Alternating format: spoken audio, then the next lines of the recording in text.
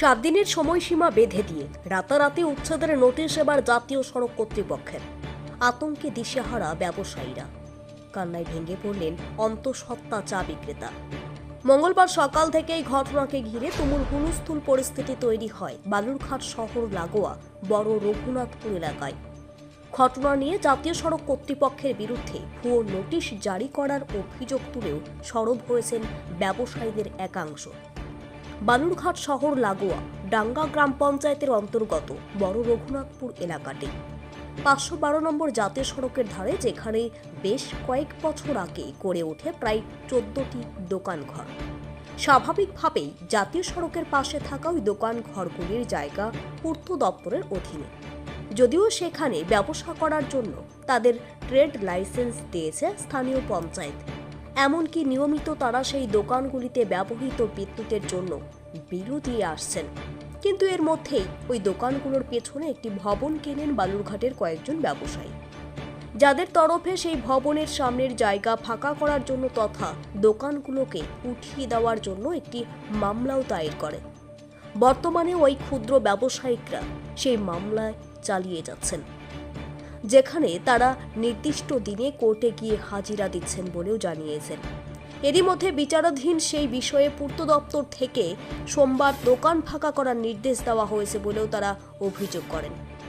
এদিকে এরই মধ্যে বালুরঘাট জাতীয় সড়ক উপভোক্তি সহকারী বাস্তুকারের করণের তরফে সংশ্লিষ্ট কর্তৃপক্ষের নির্দেশিকার পরেই সেখানে দোকান উঠিয়ে নেওয়ার বিজ্ঞপ্তি দেওয়া হয়েছে বলে জানানো হয়েছে।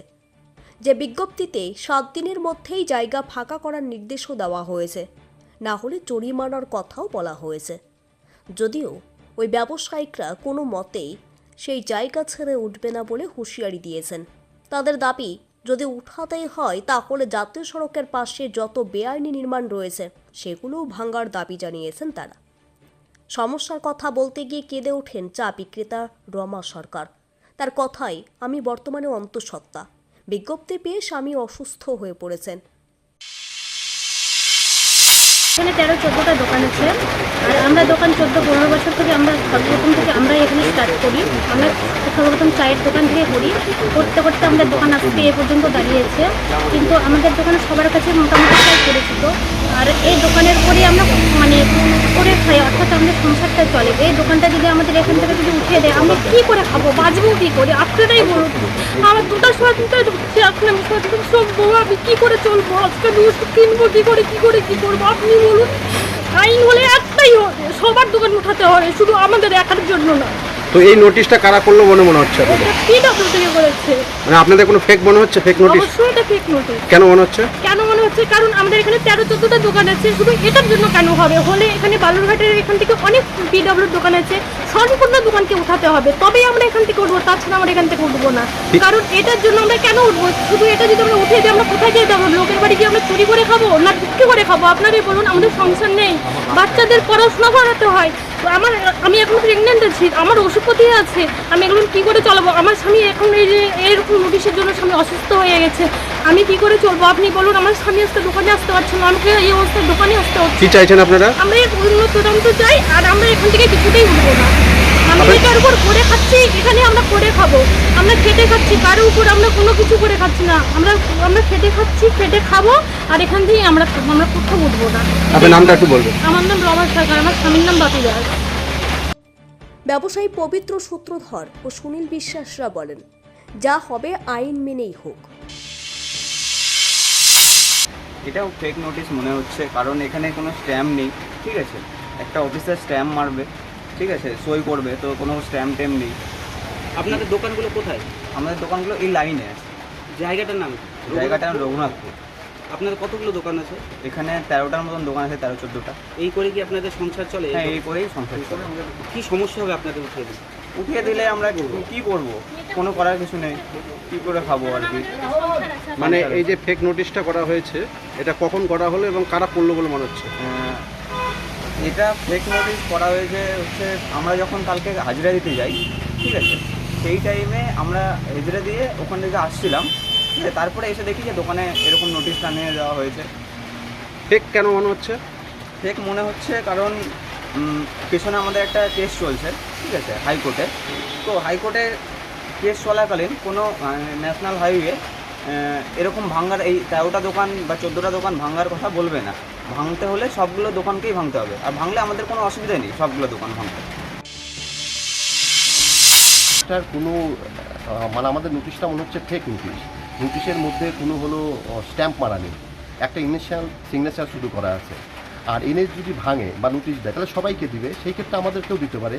আর শুধু আমাদের 10-12টা দোকানের জন্য তো নোটিশ দিতে পারে না।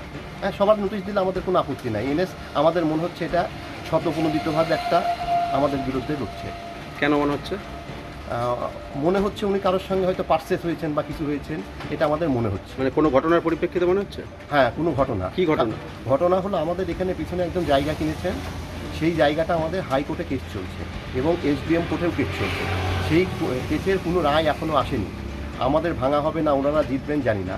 এই মুহূর্তে শুধু জাস্ট এনএসের কাছে রিপোর্ট চাওয়া হয়েছে, এনএসকে কোনো অর্ডার আসেনি যে ভাঙার জন্য। এনএস যদি ভাঙে, সব রাস্তা ভাঙলে আমাদের কোনো ব্যাপার নাই, আমাদেরকেও সেই ক্ষেত্রে ভাঙতে পারে। শুধু মুসলিমে আমাদের দোকান, আমাদের অপোজিটের দোকান আছে, তাদেরকে ভাঙছে না। মাহিনগর, পরানপুর, বদলপুর বিভিন্ন জায়গায় আছে, সেখানে ভাঙছে না, সেখানে নোটিশ যায়নি। শুধু নোটিশটা স্পেসিফিকলি আমাদের কয়েকটা দোকানকেই উনি দিয়েছেন। এই নোটিশটা কখন মেরেছে এবং আপনারা কোনো দেখেননি এটা? না, এই নোটিশটা যখন মেরেছে তখন কালকে আমাদের একটা এসডিএম কোর্টে একটা কেস ছিল, সেই কেসে আমরা সবাই ওখানে হাজিরা দিই। সেই মুহূর্তে ওই ফাঁকতালে আসে এই নোটিশগুলো মেরেছে। সহকারী বাস্তুকার বিপ্লব রায় জানিয়েছেন, দোকানগুলো পূর্ত দপ্তরের জায়গায়, সেই জায়গা ফাঁকা করার নির্দিষ্ট নির্দেশিকা আমাদের কাছে এসেছে। সেই অনুযায়ী সেখানে মালিকদের দোকান সরিয়ে নেওয়ার বিজ্ঞপ্তি দেওয়া হয়েছে। দক্ষিণ দিনাজপুর থেকে সীমান্তের কথার বিশেষ রিপোর্ট।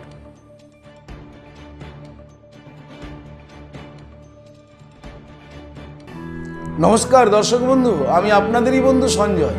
দর্শক বন্ধু, আপনি কি কোনো সমস্যায় জর্জরিত হয়েছেন? আপনার সচল ব্যবসা অচল হতে শুরু করেছে? আপনার কি দাম্পত্য জীবনে সুখ শান্তি বিঘ্নিত হচ্ছে? আপনার সন্তানকে নিয়ে আপনি দুশ্চিন্তায় রয়েছেন? আপনার বেকারত্বের কারণে কি আপনি একেবারে হতাশ হয়েছেন? নাকি প্রেম, প্রীতি, প্রণয়, ভালোবাসায় আপনি খুব কষ্ট পাচ্ছেন?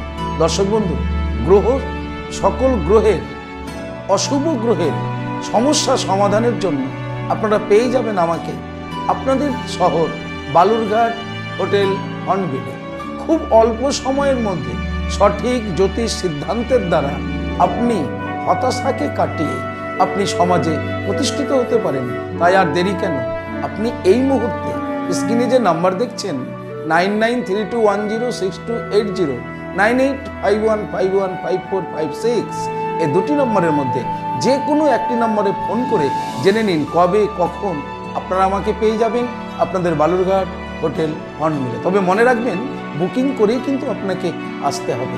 দর্শক বন্ধু, সমস্যা সমাধানের জন্য একমাত্র বিশ্বস্ত অ্যাস্ট্রোলজি প্রতিষ্ঠান চলে আসুন হোটেল হর্নবিল। আমি থাকছি আপনাদের সাথে। নমস্কার।